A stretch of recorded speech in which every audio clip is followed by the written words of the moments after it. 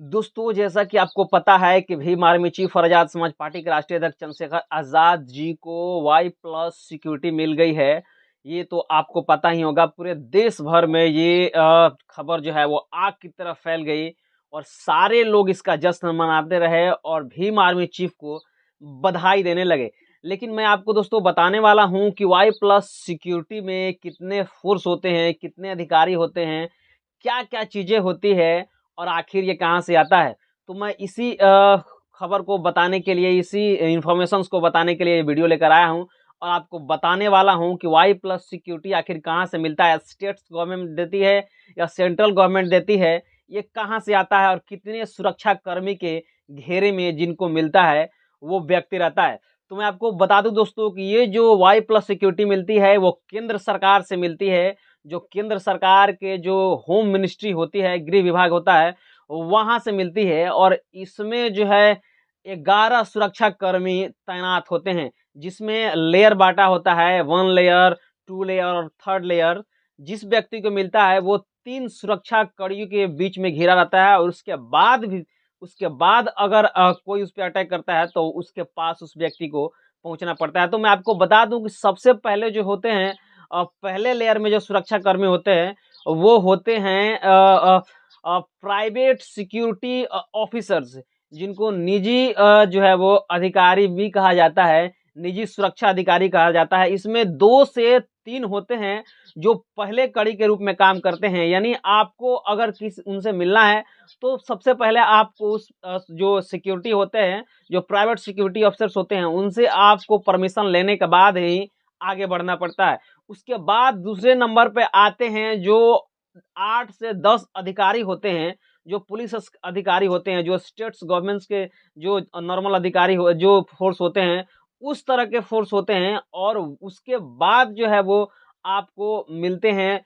Well trained जो है वो कमांडो, जो 2 से 4 की संख्या होती है। तो दूसरे नंबर पे आपको जो है वो उन अधिकारी से जो है वो जांच पड़ताल करने के बाद जो है वो उस व्यक्ति के पास आप गुजरिएगा जिस व्यक्ति के पास वाई प्लस सिक्योरिटी मिलती है और थर्ड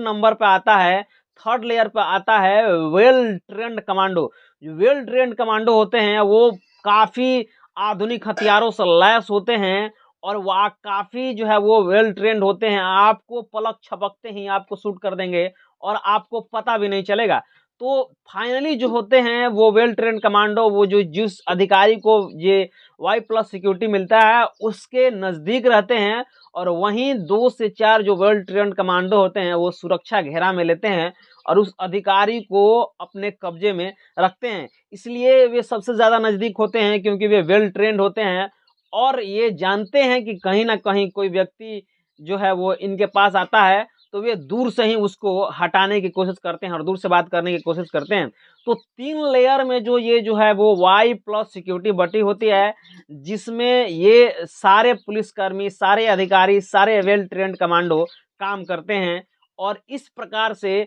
वाई प्लस सिक्योरिटी के रूप में जो है वो ये सिक्योरिटी मिलती है। तो इन 3 लेयर में अब जो है वो भीम आर्मी चीफ चंद्रशेखर आजाद जी घेरे होंगे और उन तक पहुंच पाना बहुत ही मुश्किल होगा। इतना बड़ा लेयर क्रॉस करने के बाद अब उन पे जो है वो हमला करने के बारे में कोई सोच सकता है। दोस्तों, आपको बता दूं, आपको अवगत करा दूं कि इससे पहले भीम आर्मी चीफ पर 2-2 बार हमला हो चुका है। इससे पहले जो है वो आपको पता है कि भीम आर्मी चीफ पर 4-4 गोलियां दागी गई थी। चंद्रशेखर आजाद जी पर 4-4 गोलियां दागी गई थी और 2 से 3 गोली उनसे उनको लगा नहीं, लेकिन एक गोली जो था उनको छूकर गुजर गया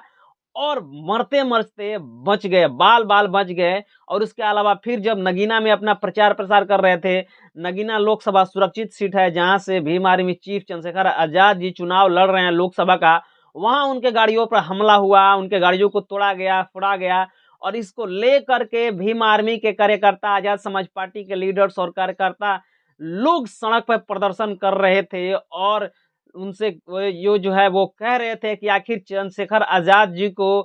केंद्र सरकार क्यों नहीं सुरक्षा दे रहा है, आखिर क्या बात है, क्यों इतना जो है वो भेदभाव किया जा रहा है, क्या ये दलित का बेटा है इसलिए, क्या ये 85% लोगों का नेतृत्व कर रहा है इसलिए इनको सुरक्षा नहीं दिया जा रहा है। तो तमाम लोग इस चीजों को आवाज उठा रहे थे, भीम आर्मी चीफ के सिक्योरिटी के लिए लोग आवाज उठा रहे थे और फाइनली अंततः जो है वो केंद्र सरकार की चुप्पी जो है वो टूट गई। केंद्र सरकार ने चुप्पी तोड़ी और भीम आर्मी चीफ को Y+